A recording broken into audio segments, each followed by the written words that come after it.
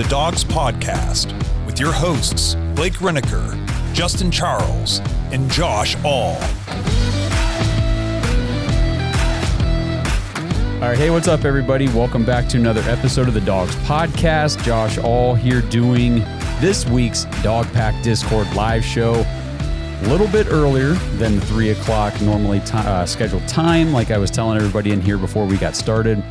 I'm on daddy duty today, babysitting the 9-month-old, and he went down for a nap, and I said, you know what? If I don't take advantage of this period right now to do the show, I don't know if I'm going to get another one, because he might not sleep again until we go to bed tonight. And you guys all know, if you've got little kids or babies, that's just kind of how it rolls. You are at the mercy of their schedule. So we're going to let the audience fill up here. By the way, if you're watching this on YouTube or wherever, especially you guys here in Discord, you got my side camera today. For some reason, it's not picking up my iPhone camera. I have no idea why. So you get to see all my messy crap in the background here. I'm not going to be in this office much longer. Thankfully, we're building a new house, so I'll be moving and I'll get a nice new room, and it won't be /storage space either. But we're going to dive into the upcoming matchup this weekend with the Browns and the Dolphins. Before I do, make sure you guys, if you want to be part of these Dog Pack Discord live shows in the future, head to jointhedawgs.com, become an official Dog Pack member on the Patreon page. It's just $5 a month to sign up over there.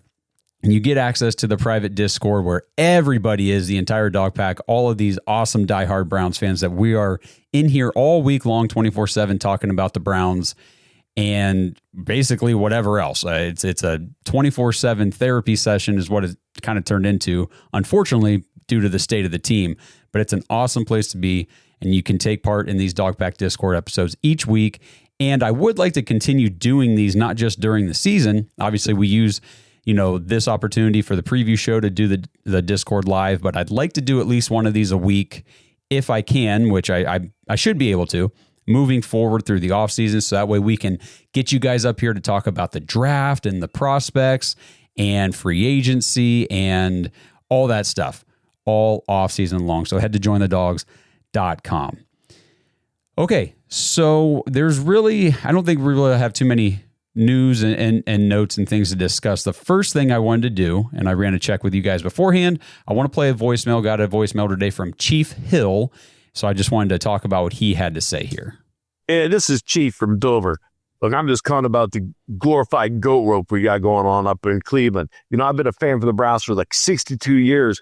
But why even more? It's not even fun. Sports is supposed to be fun. This isn't fun. We got these Ivy League front office, supposed to be the smartest guys in the road. They're the dumbest guys there, and we got the worst team in football. Yet again, you got AB, who in 6 drafts, he's drafted 1 Pro Bowler, and that guy's not playing this year. The roster gets worse every year. We got Stefanski, he's got a 41-48 record, not even a 500, and the roster gets worse. But, when you got a pre-snap penalties and poor time management, clock management, this guy can't coach. He's like some milquetoast librarian. And then Deep Podesta, he's that's the sex with baseball, but baseball's all about analytics. Football's not. I don't know. The only reason I think he's still got his job is maybe he's got compromising picks of D and Jimmy Haslam, or even worse, Jimmy Haslam is dumber than a box of rocks, because this Tennessee hillbilly, under his ownership, there's only been 2 winning seasons. This is horrible. What Jimmy Haslam needs to do is fire everybody, go buy a pickup truck, fill it back up with bags and bags of cash, and drive it over to John Gruden's house and get him. Thank God we got the Buckeyes. All right, Chief. Appreciate the voicemail. I think, you speak for a lot of Browns fans, and I'm sure if you guys agree or disagree with anything Chief says, start putting in the chat or get your hands up if you want to come up here and talk about anything that he said. I did an episode a couple days ago on Tuesday talking about, the Paul D. Podesta and this Ivy League brain trust in the Browns organization right now. And I'm not the only one talking about it. We're not the only people bringing this topic up here on the show. It's kind of going all over social media right now this week about Paul D. Podesta has resurfaced. A lot of people saying, what does he even do? And then there's, people still trying to defend this regime and everything, saying, well, what's so wrong with having an Ivy League education? Like, it's, Harvard is a hard school to get into. Like, you got to be very smart to graduate from these places and all this stuff. And my pushback a lot of times on that is, I'm not saying that an Ivy League education is bad. I'm saying that the people running our organization aren't doing a good job. So the Ivy League education is not helping them create a good football team in our situation. So you guys let me know what you think. Okay, we got Truth wants to come on up here. Brad, let's see. Okay, there we go. What's going on, man? How you doing? Oh, just doing wonderful. Just doing some laundry. Oh, cool. It is. Good stuff. Yeah, oh, such fun. So you know me. I pretty much, since I've been a part of, the Dawgs podcast, I've called out Paul T. Podesta since the very beginning. I think I shared it in there. I think it probably disappeared after the David Bell announcement. But basically, the team we have now, statistically, is the same team that Paul T. Podesta got when he got here. So, and I said something, I think me and Blake were going a little back and forth on it. But when John Dorsey was here, he had to work with trash, and he brought in like people like Baker, Nick Chubb, Denzel Ward, Myles Garrett. Was Sashi Brown hire, or was that Sashi Brown right before Dorsey? Yeah, it was 2017, so that would have been D. Podesta was hired in 16. Okay, well, I don't know if I think it was Sashi because it was not. Yeah, Sashi drafted Myles. Yeah, okay, yeah. But regardless, and John Dorsey brought in Jack Conklin and Austin Hooper and Odell Jarvis, if you didn't already say those. Jarvis, all these people. And we got to somewhere. The mistake John Dorsey he was battling with Jimmy Haslam and the whole Freddie Kitchens hire. Obviously, that's a bad one.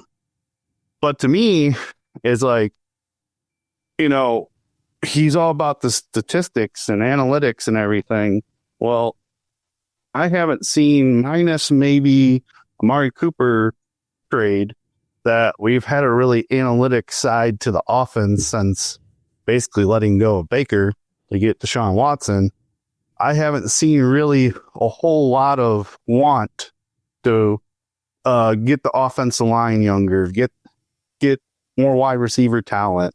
Jerome Ford was supposed to be the next coming, but we all kind of saw the writing on the wall with that one. And now we're having to grab for two running backs because Nick Chubb left. And now we're going to be on this, I would say, 2 to 3 year rebuild of, we need this offensive piece. We need a whole line. We need this. We need that. And it's just going to be, I forgot what analyst said. Just said, try not to draft for need, draft for depth. Well, we need everything. So yeah. I don't know where the depth comes in there when you need everything. Mm-hmm. And, I know everybody's hopeful that like maybe Dylan or Shador might start to look good, that we don't have to reach for a quarterback again. But I don't know, man. We'll see. But I haven't seen Paul really do anything for this team. And I don't know if Paul's holding Andrew Berry back or if Andrew Berry's holding Paul, but I don't know we never see it because Paul's never around because he's in San Diego all the time. So my theory on the whole thing, and I kind of talked about this on Tuesday on that episode, if you watched that, but just kind of the recap of that, my theory is Paul D. Podesta is trying to implement or devise a Moneyball strategy like he did for baseball with the Oakland Athletics, and he's trying to figure out how to do that in football with the Browns. And, essentially Jimmy Haslam's letting him use the Browns as his experimental, guinea pig lab rat here for this theory, this strategy, this Moneyball strategy in football. And the struggle for D. Podesta has most likely been getting a GM and head coach in here who will buy into that strategy and follow along. And since AB and Kevin have been here so long, and there was a quote, I forget what it was, about how Kevin Stefanski fits what Paul DePodesta wants to do, and he fits into this whole thing. I think these guys are all trying to make this work. I think they're trying to, you see the way that they're handling the cap. I guess I can go back. If you guys didn't watch that one, I'll just talk real quick a little bit about these Moneyball core principles. Those were the main things I wanted to talk about in that episode. Number one was data over instinct, replacing traditional scouting methods and gut feelings. We talk about that all the time. It's like, why are we not scouting well? Why are we not just picking guys or going after guys that we watch the tape and say, this guy can play football? Well, data over instinct, replacing traditional scouting methods and gut feelings with advanced statistical analysis and quantitative data. I think that's what they're trying to do. Identifying undervalued assets, focusing on metrics that are not widely considered but have a significant correlation with desired outcomes, and then strategic decision-making, using data to pinpoint areas of strength and weakness, allowing for more efficient allocation of resources and building a stronger team. To me, that speaks to why they were all on board and okay with allocating so many heavy resources to Deshaun Watson, because we can identify undervalued assets in other areas. We can build a roster capable of achieving the same thing with lesser pieces, lesser priced pieces, because we were able to pay all this money and allocate so much cap to Deshaun Watson. The difference is, to me, this stuff doesn't work in football. It doesn't work in football the way it works in baseball. Analytics is obviously important. It's not like we're saying don't use analytics. Analytics are important, but they should not be the main driver of every decision. You need to use them to help aid your decision making, to help maybe be a tiebreaker between a couple players that you're deciding between, but it should not be the driving force behind everything that you do. And I think they're just too deep into it, too deep into the analytics and all this stuff. But anything else about Chiefs voicemail or anything like that? Anything you guys want to talk about before we dive into the preview here? Brad did mention about David Bell. Yes, that was the piece of news this last couple of days that we didn't cover on the show. David Bell, the wide receiver for the Browns, did announce his retirement, and a lot of people online were like, who's David Bell? Or I forgot he was even on the team. I saw a lot of those responses. I mean, he didn't really play a whole lot for the Browns, never really made much of an impact on the field. He was the 99th overall pick in the third round back in 2022. Out of Purdue, had a great college career. We were excited when we got this guy. Thought, okay, he's not the biggest, fastest, strongest guy, but he's a great receiver. He dominated in the Big Ten, a major conference, all that stuff. Just never really developed into anything on the Browns. So is that an Andrew Berry miss as far as talent evaluation? Is it a coaching staff blunder where we can't develop any of these guys? I don't know.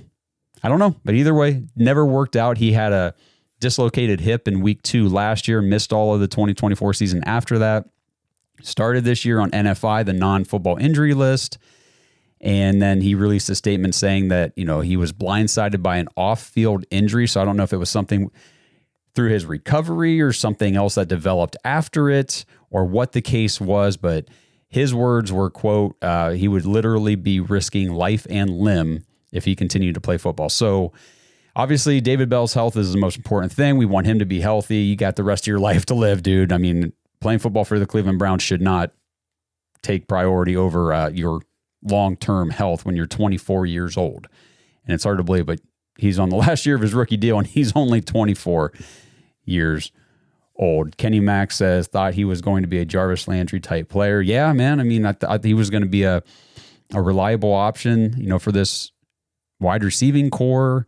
We never really thought he was going to be like a wide receiver 1 type guy, but, a guy that you could put out there and rely on to get you 2-3, catches a game and move the sticks and maybe pop off for, a 7-8 catch game here and there and be that kind of guy. He just never was, unfortunately. This episode is sponsored by Butcher Box for Pets. Browns fans, we love our fellow dogs, our Dog Pack members, and the Dog Pound faithful, but let's not kid ourselves. The most important dogs in our lives are, well, our dogs. Your furry friends aren't just pets, they're part of the family. But the question is, what are you actually feeding them? Head to butcherbox4pets.com/products to see all the options for your dogs, including fresh and dry foods, treats, meal toppers, and even toys for your dog. If you're not sure what your dog will like best, try the Premium Nutrition Adult Starter Pack.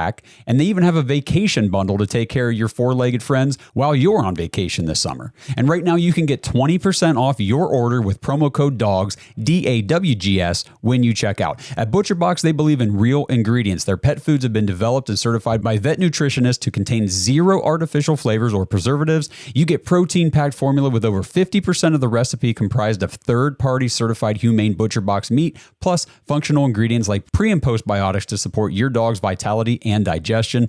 I know that sounds like a lot, but the bottom line is your dogs are getting the nutrition and the value they need, and honestly, that they deserve. I know our home wouldn't be the same without Odie, our 100-pound golden retriever who thinks he's a 10-pound lap dog. He is not, but it gives us peace of mind knowing that we're giving him quality food instead of just that factory processed garbage from the store. And speaking of the store, no need to go. ButcherBox for Pets delivers their high-quality food right to your door. So head to butcherboxforpets.com/products and use promo code DAWGS, DAWGS, for 20% off your order. It's time for us dogs to give our dogs the nutrition they deserve. If you guys are ready, we'll move into the Dolphin tier. So we've got the 1-5 Dolphins coming into Cleveland to face our beloved 1-5 Browns. And the Browns are actually 2.5-point favorites in this one. It's yet another sub 40-point total with an over-under at 39.5, and Miami is plus 125 to win the game.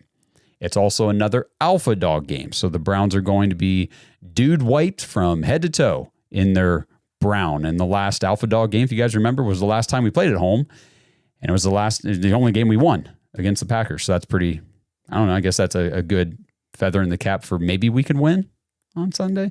The weather, at least right now, I know I saw you guys posting this in the Discord too today.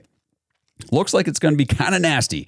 100% chance of rain on Sunday. So Justin, if when you get up there, make sure you just, I don't know, buddy, try to do everything you can to stay dry. 20 to 30 mile per hour winds with 36 mile per hour wind gusts. Maybe gusts could reach up to 50 or 60 miles per hour. So it's going to be a sloppy game from the weather. So what would the natural game plan be in this kind of situation, right?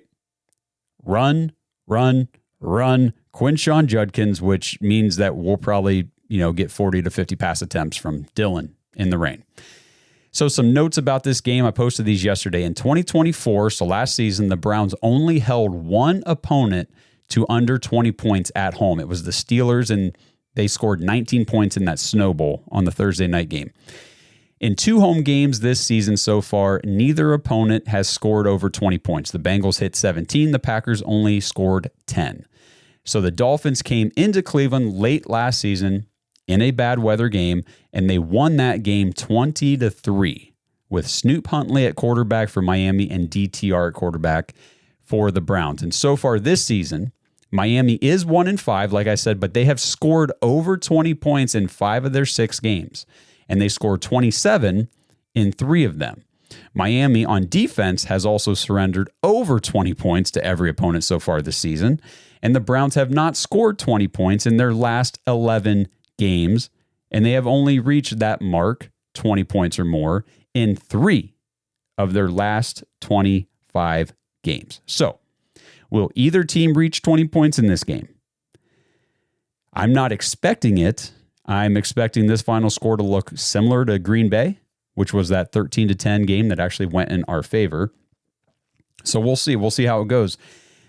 I got some stats to go through and all that kind of stuff. Like usual, Kenny says the Browns needed to stop Warren, Metcalf, and Freiermuth and didn't. Looks much of the same. Stop Achane, Waddle, and Waller. That's a great point. And the thing with Devon Achane, the running back for the Dolphins, that concerns me is this defense struggles or has shown weakness against these smaller, shiftier, fast running backs. And that's exactly what Devon Achane is. It's similar to like what you saw with Jahmyr Gibbs when we played the Lions. We just could not handle those small, shifty, speedy type of players. Let's see. Andrew Jackson says that's still too high on the points. Yeah, what was it? 39.5. I know, man. I think it's going to be like a 10-6 or, a 13-9 type thing where we're not even going to sniff that anywhere close to that 40 point total. Judkins, Sampson, and Rocket all day. I don't even know if Raheem Sanders will be active. I'm sure he won't be. It's going to be Judkins, Sampson, and Jerome Ford like normal, and you'll see Raheem Sanders just on the inactive list for the game. Jackson says Devon Achane will have 260 yards on us. I'm assuming, well, he says I'm assuming you mean Achane, but same kind of thing with like Waddle. Waddle's a smaller, faster, kind of shifty receiver. And then Darren Waller, I know we're going to struggle, I think, with Darren Waller in this passing game for the Dolphins. Even in the rain, the thing with the Dolphins, and they've transitioned to this during the season last year after Tua suffered his concussion. They don't throw the ball downfield very often. They don't run plays in the passing game that take a while to develop. It is all get the ball out of Tua's hands as quickly as possible. And that's the game plan for the Browns defense. They're going to bring pressure. They're going to get after the quarterback real quick. So you get the ball out as fast as you can. And it's like they don't even have to shift their game plan to counter what the Browns do well on defense. It's just what they do on offense. They are trying to make sure that Tua does not take any hits or anything like that, and it is just quick passes. So Darren Waller definitely going to be heavily involved in those short passes. Achane is going to be a recipient of a lot of short passes on offense. Kenny says they need battling Rams for this game. Activate the Rocket. I would love to see Raheem Sanders active and on the field more, but they're not going to play him over Jerome Ford. They like Jerome Ford. Stacy says we could really use that dome stadium right about now. I just seen the comments already. People are like, this is football weather for this game and all that kind of stuff. Okay. Again, we talked about how the football weather does not play any sort of home field advantage for the Browns. Otherwise, we would have won a ton more games over the last 30 years than what we have. It is not a home field advantage. If anything, you got your down south Miami team going to come up here, and they did it last year. They came up here and beat us in a bad wet weather game. So Stacey says, I'll be there with no umbrella because it's not allowed. Poncho, it is. Yep, it is going to be a wet one for sure. All right, so real quick, obviously we don't have the injury reports for today because I'm doing this earlier on Thursday than normal, but DNPs on Wednesday. Yesterday, Jack Conklin did not practice with his concussion. David Njoku with the knee, engaged Larvidan with his own concussion. Again, I don't know how every pass catcher on this team is not dealing with a concussion this week after all the hospital balls that Dylan threw during that game against the Steelers, but those guys did not practice, and I think Kevin said they're kind of unofficially questionable for Sunday. So that's Conklin, Njoku, and Larvidan. Larvidan, whatever, he's practice squad call-up. I'm not going to call him a major missing piece to this offense since we don't really have any major pieces to begin with. David Njoku would be a big deal if he doesn't play. That would be a big deal. And Jack Conklin too, because if Conklin's not out there, that means you're rolling out KT Leviston and Cam Robinson. And Cam Robinson is dealing with his own knee injury that had him limited at practice yesterday. I haven't heard if he's trending either way or not, but if for some reason Cam Robinson can't play or he does and goes down in the game, Cornelius Lucas, I guess, who's been a healthy scratch ever since he sucked so bad against, who was it, the Vikings? I can't remember which team. It was either the Vikings or the Lions, but rough on the offensive line. Stefanski was asked about Mike Hall Jr. If you guys saw this, same exact answer that he has given pretty much every week so far this year. He said he's getting closer, which to me means don't expect Mike Hall to play yet again this week. Andrew Jackson says our whole team is very questionable. Yeah, I'll give you that. And maybe Zinter will be a scratch. Zach Zinter has been I keep saying this every episode, a healthy scratch. How bad do you have to be that you can't even be active as an offensive lineman on this offensive line? Like, that's just, it blows my mind. Blows my mind. Colton wants to come on up. Colton, how you doing, man? Hey, good. Can you hear me okay? Yeah, I got you, buddy. Perfect. I'm driving actually in Cleveland, and believe it or not, it's sunny, but it will not be after Sunday. Yeah, it's and not. on Sunday, No. because my goodness, that cloud is looming darker and darker week by week. No, I just wanted to kind of get your thoughts on how long of a leash do you think Dylan Gabriel's going to have? Because I know you need to get Sanders in there at some point to evaluate him. Because there's only there's a handful of games, obviously, that are going to be left with the remainder of the schedule. And I think we do have the chance to go out and win all games if we do the little things right and executing. But more and more, you start looking at draft boards, just being your typical Cleveland fan in the third week of October. And you're starting to see some of these names emerge, whether it be Mendoza or Sellers, the Simpson kid from Alabama. You're starting to read into these and saying, okay, well, if Sanders isn't on the field, then you got to almost assume that you'd have to take a quarterback. So I just want to see, like, how long you think that leash is going to be for him before they decide to turn it over to Sanders and evaluate him from there on out. Oh, that is such a good question. It really is. And I've been thinking about that. And first, let me just say, and if you guys are able to comment in the chat, go for it here. I don't trust this Browns regime with quarterback evaluations. I don't. Until they actually show me that they can get the right guy on the field and it actually looks good, I don't have much faith that they're going to get it right. I feel like the leash for Dylan Gabriel, it almost depends on who you ask. I feel like comments from Jimmy Haslam, the owner of the team, have alluded to more of like, yeah, we know we need to get Shedeur on the field and see what he's capable of too. If you look at anything Kevin Stefanski said or done with his allocation of practice reps all the way back to May, I don't think he really wants Shedeur on the field. I think he wants Dylan Gabriel. So if you go from the coaching perspective, I think the leash is a lot longer than we probably want it to be.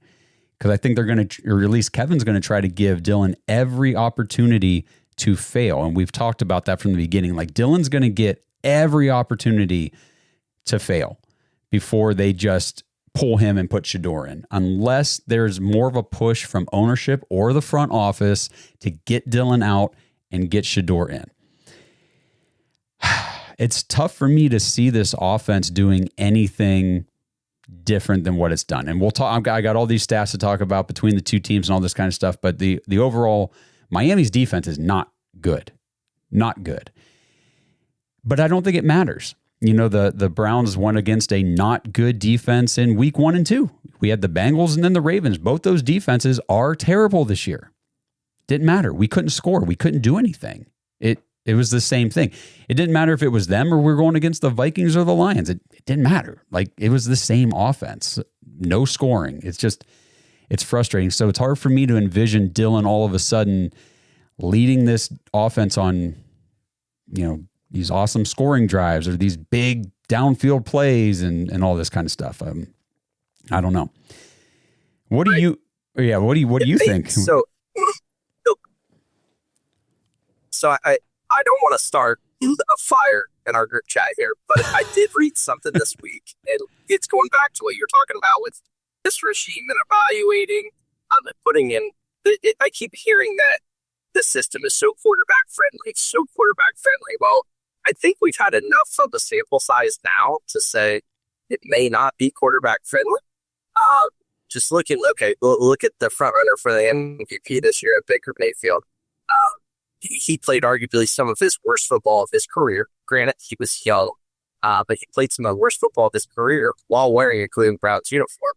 So the trigger take, and everybody just hold tight. I'm not saying I agree with this, but they were saying, is Kevin Stefanski to blame for Deshaun Watson's failure in Cleveland based upon all the other quarterbacks that have not played exceptionally well while playing under Kevin Stefanski?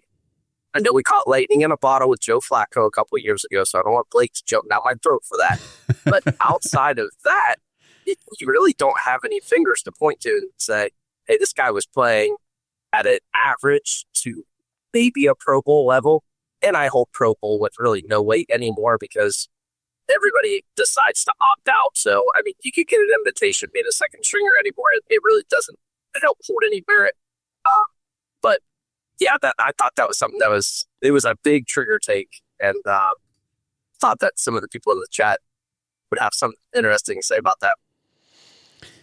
Well, I've seen that. I've actually seen people pose that question. I've kind of stayed away from that topic myself just because Andrew Jack says Blake Stefanski does love him some Kevin. Okay, yeah. I've kind of stayed away from the whole Deshaun thing because he looked so bad last year, like just so bad. I mean, he would sail passes just 10 yards over guys' heads out of bounds or throw it completely in front of them or, run a play and look like he has no idea what the play was even supposed to be or where guys are supposed to be. There'd be an open guy and he wouldn't see him or he'd go the wrong way. And it's like, man, Deshaun Watson forgot how to play football. But then we saw DTR do the same stuff. Saw Jameis do some of the same stuff. We're seeing Dylan do the same stuff. Joe Flacco looked the same. And it's like, well, wait, hang on a second. If all these guys are doing the same type of things, making the same errors and mistakes in the offense, it's valid. It's valid to question, is Deshaun Watson actually as bad as he looked, or was it in part due to the offensive system and how bad all the quarterbacks have looked? I'm not going to rule it out, actually. I'm not going to sit here and say, no, it's 100% on Deshaun. Well, we might even get a chance to see. Justin's been saying it for months now that at some point this year, Deshaun Watson's going to play football for the Browns. Like Justin's convinced that it's happening. I don't know if it'll happen, but again, can't rule it out. Can't rule it out. You guys in the chat, let us know what you think. What do you guys think? Is Deshaun Watson completely washed? Was he as bad as he looked, or was it a lot to do with, maybe Kevin? We'll get Truth up here too to see what he says. Stacy says, please God, no. Brad, what do you think, buddy? Can we trade Deshaun Watson yet? No. I mean, come on. We can't. Cap hit, bro. No. Just take the cap hit, bro. Yeah, I guess Whatever. we could take the cap hit. It's not like we can get any worse personnel wise. Yeah. Why not? So who's been, because I've been harping on our wide receiver coach pretty hard for the last, 3 years. Yeah. But who's been the quarterback coach? Like, have we changed the quarterback coach the last few years? Well, this year, I don't even remember. What, Bill Musgrave was promoted to quarterback coach or whatever. Oh, okay. I what think was he? Was he tight end coach or something? I don't remember. A lot of the positional coaches I don't keep as close a tabs on. What was Alex Van Pelt? Was he in some way involved with the quarterbacks? I can't remember. Okay, Colton says used to be Van Pelt. Okay, thank you, Colton. Yeah. So, and Van Pelt was there for the whole Joe Burrow situation, right? Joe Flacco? Yeah. No. Van Pelt was there when we went, because we hired him because he was good at as a quarterback coach for the Bengals. Oh, see, I don't even remember. Okay, I don't remember Van Pelt's history. What I do know is the team has not looked the same since Van Pelt and Bill Callahan left. Yes, correct. All right, now I remember. Okay, but if that's the case, it's hard. I understand where Colton's coming from, saying Joe Flacco was the only one to catch lightning. Now, I could make a case that Jacoby Brissett looked pretty decent when Deshaun Watson was suspended. Now, did Jacoby Brissett have the same problem that Jameis had, that DTR had, that Joe Flacco has, that Dylan Gabriel tries to have of throwing into coverage and interceptions? Yes. Everybody forgot Jacoby Brissett was good, but he also threw interceptions at very inopportune times. So to his thing, it's like, okay, maybe, possibly Kevin is not as great of a coach for quarterbacks as we might have thought. Now, to your point, Deshaun Watson is just straight trash. I don't know if he remembers how to play quarterback. And like, I was a little leery about when we were trading for him that he was already away from football for a year. And I said, watch, when we bring him in the first year, he's going to be really rusty. And he was a little rusty. And then that's all the excuse we kept getting every year is, oh, he's still rusty. Well, how much rust do you need to finally be good? And then we were over that excuse after a while. Mm-hmm. Dylan is decent. But I'm starting to see, and a lot of people try to put that season out of their mind, but I'm starting to see a lot of Deshaun Kaiser and Dylan Gabriel, where he's thrown into a position where that he needs to perform, and he lacks talent around him. So he tries to make some plays, and he shorts the ball because even in the 27-6 season, we didn't throw the ball down the field too much. Corey Coleman, rest in peace. Yeah, I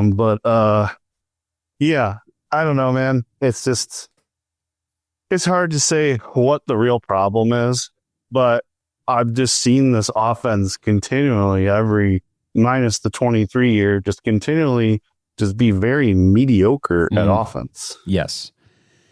Yeah. And, Blake will point to Jacoby Brissett too at times. And I mean, Jacoby played well for us. Don't get me wrong, but it wasn't fantastic or anything. It wasn't like, oh my gosh, I can't believe what Kevin did with Jacoby. I mean, I go back and pull up the game logs. I mean, overall, he threw 12 touchdowns in 11 games, 6 interceptions. I mean, okay, whatever, about a touchdown a game. That's more than we're doing now. 147 yards, 229, 220, 234, 230. Then he had like a 266 game. He had a 258, a 278, but then like 212, 210. I don't know. I mean, completions were like 53% one game, 46% one game. I don't know. I mean, it wasn't like, it was good enough for what, I mean, he brought here to be the backup, and then the backup had to be the starter for the first 11 games. Okay. For that situation, yeah, he played well. But it's not like, I'm not putting that on my resume as a QB guru. You know what I mean? For Kevin Stefanski. All right, let's get back to looking at the Dolphins here for this game on Sunday. So Miami, just looking at their record for this year, they got killed in week 1 by the Colts, 33-8. Every week since then, this Miami Dolphins team has been close in every game for the most part, pretty close. They lost to New England 33-27, lost to Buffalo 31-21. That was their biggest margin there. Won against the Jets 27-21, lost to Carolina 27-24, and lost to the Chargers 29-27. So, like I said, a lot of they've scored over 20 in every game except for that first game. So going to the Browns, we have not turned the ball over in the last 2 games. And that's great. Dylan's taking care of the ball, except he's not really. They easily should have or could have had 2 to 5 interceptions last week. I mean, he threw some ball. And the thing is, the Steelers were, I forget where they were ranked, but they had 10 takeaways on the season to that point. They should have easily had a couple more, at least 2 more. But they just dropped all the interceptions. We are still tied for the 4th most turnovers in the league with 8. We're actually tied with the Dolphins, who also have 8. Tua just threw 3 picks last week against the Chargers. So Tua Tagovailoa is a quarterback that you can get interceptions against. Will we? Our defense that's not what they do. They do not force takeaways very consistently. So I don't know, especially in this game. I think there is going to be Stacy says, I'm so sick of this dink and dunk offense. I think you're going to see a lot of dink and dunk from both teams on Sunday in this weather. Miami's offense, in terms of yards per game, just as bad as the Browns, 289 for them. We average 282. Passing yards per game, rushing yards per game, pretty much exactly the same between the two offenses. The difference is Miami averages 22.3 points per game, and we average the league worst 13.7 points per game. Again, they've scored over 20 in all but one game, 27 in 3 of their games. So we have established that both of these offenses are not very good. The defenses are where things are different. The Browns are still ranked number 3 overall defense in yards per game allowed at just 262. Miami is also the number 3 defense, but they're number 3 from the bottom. Third worst defense in the league, allowing 389 yards per game, almost 400 yards per game allowed by this Miami Dolphins defense. And this is where the weather, this football weather, this home field advantage with the weather, I think it's going to actually screw the Browns, because the Dolphins, again, giving up almost 400 yards of offense, and we're not, first of all, we can't pass in a dome. We're not going to be able to pass in the rain and slosh. So it's going to be, we're going to have that part of our game taken away, which we kind of do it to ourselves anyhow. But if you break it down, they give up 220 a game through the air and 168 rushing. The passing, the 220 passing, that's about middle of the road in the NFL, but the rushing defense, that 168 per game, that's the worst defense in the league, the Miami Dolphins, against the run. So again, what would the natural game plan be for Sunday? Run. Quinshon Judkins, which means we'll probably get 40 to 50 pass attempts from Dillon against the worst rush defense in the rain. Miami averages 29 points per game allowed. The Browns are at 24.3. So what is the moral of my story here? The Browns have no excuse to lose this game at home. None. Every advantage between these two teams points toward Cleveland being successful. We're at home. We have the top 3 defense in the league, especially at home. We're much better at home. The rain is going to limit the passing attack for Miami. Again, it doesn't impact us. We suck in a dome. We suck on a nice day, so it doesn't matter. The major weakness for them is stopping the run, and that's where we can actually move the ball. Our only threat on offense is Quinshon Judkins in the run game. So run the freaking ball, Kevin. I put in here, important to note, last year in this same game against Miami at home, in bad weather, the Browns called 48 pass plays with DTR. 48. So just keep that in mind. I know Ken Dorsey was calling the plays last year, but again, it's still Kevin's team, and he's still the one overseeing the offense. And everybody's saying about the 52 pass attempts last week against the Steelers. It was actually 58 because Dillon was sacked 6 times. 58 passes against the Steelers. This episode is sponsored by Southern New Hampshire University. Browns fans, do you ever feel stuck in your current job? Like if you just had a different degree or some more education in a certain area, you could do something you really want to do. Well, Southern New Hampshire University has the answers for you. Head over to snhu.edu/bark to learn how you can get started on your new career today. SNHU is one of the largest online accredited universities in the United States, and it's radically affordable. Their online tuition rates are some of the lowest in the nation. So seriously, what are you waiting for? Head over to snhu.edu/bark to learn how you can get started on your degree for your new career, 100% online and 100% on your time. snhu.edu/bark. This episode is sponsored by ISSA. Browns fans, if you're into health and fitness, have you ever wondered how you could maybe turn those hobbies and your passion into an actual career? If that sounds interesting to you, then ISSA has the opportunity you've been looking for. ISSA is the International Sports Science Association, and they can help you become a certified personal trainer in as little as 3 months. And right now you can get $100 off your certification when you sign up through our link, joinissa.com/Dawgs, DAWGS. Now, certifications are 100% online, self-study, and self-paced. You can study anywhere from your phone, tablet, or computer. And the final exam is open note, open book, aka piece of cake.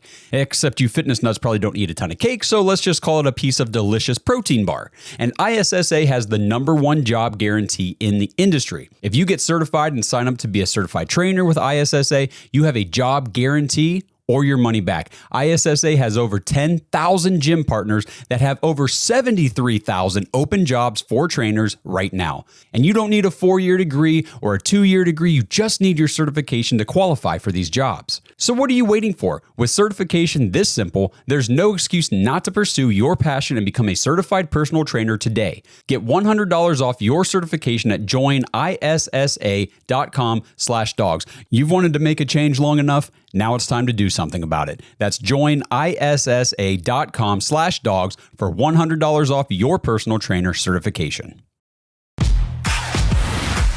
Oh, Stacy, I'm sorry. I missed your hand here. If you still want to come up, you can come on up. You are on mute. Okay. Yes, I got you. How you doing? Good. I just wanted to say that the thing that upsets me is you're rattling off like these numbers and these stats, and we all know Kevin has these exact same stats. He has access to all of the information, but yet come Sunday, I still feel like we're not going to run the ball.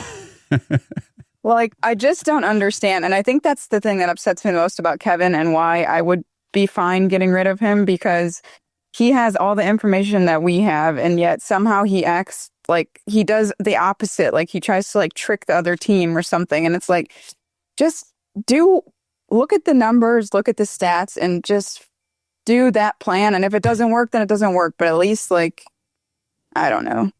Like, you know, it's just, it just drives me crazy and blows my mind that he has the same stats and yet will sit there and throw the ball probably 50 plus times as well. Well, for a team that is so analytically driven, they have the same stats we do and a ton more, and they still do the wrong thing all the time. It's like, I that's why I don't mind analytics, but when you use them and you still can't use them correctly, then what are you doing? It doesn't make any freaking sense. And it's a great point you make. And think about Mike Tomlin and the Steelers last week. They had a game plan. On offense, they knew that the Browns can bring pressure at the quarterback. So what did they do? Short, quick passes. Aaron Rodgers did not hold the ball. I forget what his time to throw was, but it was like the lowest on the week, the lowest they had all season. It was get the ball, find your guy, get rid of it. Don't even give the Browns a chance to get to you. And then on defense, what was their game plan? They knew what our weakness was on offense. We got a rookie quarterback starting his second game ever and a terrible offensive line. Shut down the run. Just absolutely sell out to shut down the run. This kid is not going to be able to beat us through the air. And that's exactly what they did. Sometimes it doesn't have to be rocket science. You can just look at another team and say, I see where you suck and I see where I'm good, and I'm just going to beat you there. We don't do that. He just always wants to trick people. Like, he always wants to do the trick plays. He always wants to do what people don't think that he will do. And I mean, the record shows it doesn't work, Kevin. No, it doesn't. Andrew Jackson in the chat says 2 offensive head coaches with terrible offenses. Watch this game. Watch this be the game the offense looks amazing in this terrible weather. Kevin has one good game a year. We win that we shouldn't. We've already won the game that we shouldn't win this year, and that was the Packers. That was definitely that game. Oh, all right. So let's see. I still got Colton, Stacy. You guys are both still up here on stage. Truth wants to come back up. Is there anything else you guys want to talk about before I bring Brad back up here? Yeah, real quick. Sorry, Stacy, I'm going to cut you off there. Well, I'm just saying I'm good. Okay. Okay. I used to think Kevin, and this is just my personal opinion, had the best opening script out of any of the coaches that I've ever seen in terms of offensive play calling. But once you get away from that opening script on Kevin, he has a very, very predictable offense. Mm-hmm. And I don't know if you guys ever listened to the Orange and Browns talk, but I think Lance Risling, if that's how you pronounce his last name, does a really good job with some film breakdown stuff and showing tendencies. And he's just saying our blocking schemes are so predictable this year. He's not getting into any of the counters or any kind of like outside zone things that are used to. And defenses are just able to key in on that kind of stuff by loading up the line or sending blitzes or whatever it might be. But that creativity is really taking a step back this year, but also in part due to our execution. When you have 12 different offensive line rotations within a matter of 5 or 6 weeks, you can't really get any continuity going on that side of the ball either. So that's just something that I keep seeing week in and week out. that we can't execute that kind of stuff. But then we go over to London. They're missing 3 offensive linemen. You watch San Francisco on Thursday Night Football, missing arguably half their offense, and they're still able to execute. So I think the discipline overall as a team is just lacking right now. And if it continues, you're going to really lose the locker room. And they keep saying, hey, we have all these home games in December, and there's a really, really good chance that there's going to be empty stadiums when those games are going on, or you're going to see terrible towels everywhere in Week 17 when Pittsburgh comes to town. Yeah, I mean, the schedule moving forward is a lot of teams that, honestly, we should beat, playing our brand of defense and everything. If we can just score some points, like, we should beat some of these teams coming up. I don't know how it's going to go. The thing with Kevin, and I've talked to people about this, it's like when you see a rookie quarterback come into the league and they do great. Like, they have this great rookie season and everything, and they kind of take the league by surprise. Well, that was kind of Kevin's rookie head coach season. It was new. It was his first time. He took the league by surprise. He had kind of some creativity, things that people maybe hadn't really seen all this stuff before, whatever. Well, it's the same thing with the rookie quarterback. Like, now the other teams have tape on you, and they can learn your tendencies and figure out, oh, well, if they're going to line up like this, or, if he's whatever, they can figure out what you're going to do based on what they see on the tape. And if you don't adjust, and if you don't evolve your game and adapt and bring in new things and try new things and learn new things, whatever, and keep people on their toes, you get figured out real quick and then you're done. And that's why you see some of these quarterbacks that come in and they might have a good rookie season and then it just kind of goes downhill and they never really develop or take that next step. They're just not able to adapt, or maybe their coaching staff is not able to help them develop and adapt and change their game. It's the same thing with Kevin.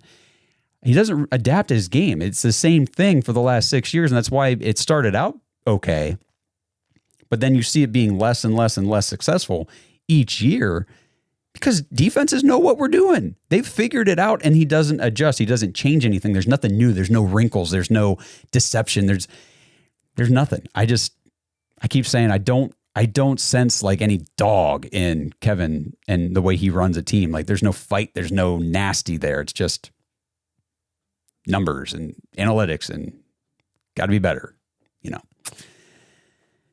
All right. I'll get Brad up here and Stacy. Colton, I appreciate you coming in here and chatting it up. We'll get Brad, Stacy, talk for a few minutes here, and then we'll wrap this thing up. To Colton's point about, what did he say about design plays in the beginning of the game scripted? Yeah. Yes, that's the word. There's a statistic when we were facing Detroit, that Detroit lets the most touchdowns in the first 5 or 6 minutes of the game to scripted plays. Well, what do? Went straight down the field and scored a touchdown, right? Mm-hmm. And then after that, we got away from scripted plays, and Detroit's good. They're a good team. But then the rest of the games, we just kind of fell apart, of course. So I see his point. Now for the Miami game, it's going to be a shitstorm bowl or whatever they want to call it. Who's getting fired first bowl, whatever. Now, and I've asked this question a couple times, and some people agree, some people don't agree. Some people say, well, we got to believe what Jimmy Haslam has told us about this regime right now. But my question is, obviously, we've seen in the media, we've seen everything, how dysfunctional the Dolphins are right now with team meetings, players not showing up to meetings, all that stuff. So they're dysfunctional. My question is a team like that comes in here and beats us, what does that say about our organization? Where Blake and a few other people says, well, penalties are down and the team looks disciplined and all that stuff. What does that say about us when we can't beat a team that's so dysfunctional as them? That's all I have to say. We don't even need to answer it. That speaks volumes about us. And to go to the penalties thing, I was actually looking it up. Pre-snap penalties on a per game basis are down a little bit from last year, but overall penalties on a per game basis are actually slightly higher this year than they were last year. So something to keep an eye on too as we move forward. Stacy, what do you got for us here? Kind of, we'll just end with whatever you got here. So I just want to talk real quickly about our defense. I know we've been talking a lot about our offense and the struggles, but I think someone needs to mention that stat that came up on the screen last Sunday with Myles Garrett having 1 tackle. To me, that was super, super upsetting. Your best player on defense has 1 tackle the whole game. It's ridiculous. Obviously, we know the plan this week will be mainly to run the ball, so we might not have a crazy amount of opportunities for sacks. But at the same time, part of being a defensive end is not just solely sacking. Like, you need to show up on all ends and just record more than 1 tackle at some point. So I just would like to see how he does this week, and if anybody has anything about that. I'm with you. I mean, I think a lot of Browns fans feel the same way. Just like to see some more from Myles. You know, he started out the season very strong, had a couple very dominant performances to open the year, and then I hate it because I feel like I defend the guy a lot more than maybe I should. But he does do the disappearing act where then you'll go a couple weeks where it's like, I forgot he wasn't even on the field. And it doesn't have to be sacks, but break up some passes, knock some stuff down, make some big tackles, make some tackle for loss. Like, just don't see the impact that you would expect from a guy of his caliber all the time, unfortunately. But speaking of sacks too, there's that number out there that he can have the most sacks and whatever the stat is, but it doesn't even seem like he cares about it. Like, it's just, I don't understand. Is now the time where he's just gonna implode? That's what I'm trying to figure out. This is why I talk all the time about this losing culture. It infects everybody. The defense, are they going to play at a high level all season if this is the offensive output we get every week? No. You're going to see a lot less effort being given on all facets if this is how things continue to go. And, Brad had a good point about the Dolphins and their team-only meetings and all this kind of stuff. Like, they're dysfunctional. That team, that organization is falling apart at the seams. But I think we might be too, even if a lot of people don't want to admit that or, even think about it or whatever. I think it's kind of happening. And I think it could unravel quickly if we lose to Miami. And honestly, if we come out and we struggle against Miami, maybe we end up winning, but we struggle. I don't know. It's going to be hard to tell with the weather. This game's going to be a very interesting one to watch. I mean, their pass rushers, I said this on social media the other day. You got Bradley Chubb, who's got 4 sacks on the year, same as Myles Garrett. Then you've got Jalen Phillips on the other side, both these guys have dealt with injuries in the past, but they're healthy right now. And, I was watching the Thursday night game when the Dolphins were playing the Jets 2 weeks ago. And, we can say, oh, the Jets don't have a good offensive line. Neither do we. And the Dolphins pass rush was insane. I was watching that game thinking, wow, we got to play these guys in a couple weeks. I know they're a bad team, but that pass rush could be a problem, especially if Jack Conklin doesn't play. And if they sell out to shut down the run like Pittsburgh did, we could be in trouble. Those guys are serious. Those guys are very good pass rushers. So we'll see how it goes. I don't expect a pretty game. I think the outcome could go either way. I think it's going to be close. We'll see. We'll see how it goes. I appreciate you guys, though, tuning in here, jumping up on stage with me early. I know I had to do this show early today because of nap time here at the household, but we got it done. We're good to go, and I hope you guys have a great weekend. And if you're going up to the game, poncho it up, baby, because it's going to be wet. The 100% chance of rain, strong wind gusts. At least it's not going to be in like the 40s. It's going to be, mid 60s or something like that. I'm sure it'll be cooler or feel a lot cooler on the lake with the wind and the rain and everything. But it could be worse. Justin will be up there. So if you guys run into Justin Charles, make sure you say what's up. And we'll see. Hopefully the Browns could come out of here with a win, or it'd be nice if they could go make a statement. Like, look, it hasn't been great up until now, but we put some stuff together in practice this week, and we're coming out here and we're making a statement. I don't expect it, but it would be nice. So let me know what you guys think. If you're watching this, listening after the fact, drop it in the comments wherever you're watching. Let us know what you think. And it's going to be interesting. Like Brad said, the who gets fired first bowl between Mike McDaniel and Kevin Stefanski. The Dolphins head coach, he's gone at the end of this year. He's either getting fired in the middle of the year somewhere here, or by the end of the year, he'll be the first one gone for sure. I don't think he's coming back in any capacity with that organization next year. But like I said, appreciate you guys tuning in. I'm going to get out of here. We'll see you guys Sunday night after this Dolphins game when we recap the show and hopefully talking about the Browns' second win of the season. We'll see. But we'll talk to you guys then. Let's go Browns. Thanks for listening to another episode of the Dawgs Podcast. Make sure you subscribe on YouTube and follow us on Twitter at the Dawgs Podcast. Get your thoughts on the show at thedawgspodcast.com.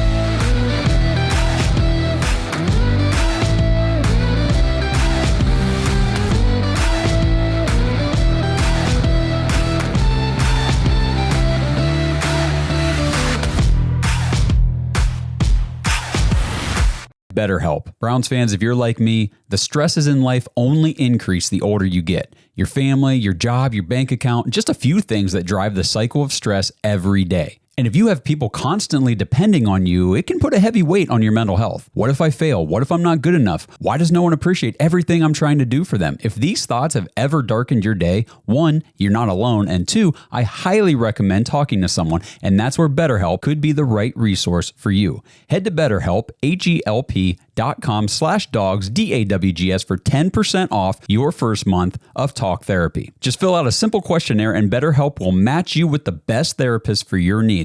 And if it's not the right fit, you can switch therapists at any time for no extra cost. BetterHelp is 100% online. You can talk with your therapist on the phone, via face chat, or even through text message. Your therapist will listen, ask questions, and help you see things from new perspectives. So what are you waiting for? Take the first step to making positive improvements in your life. Head to BetterHelp.com/Dawgs now for 10% off your first month. That's BetterHelp, HELP.com/Dawgs for 10% off your first month.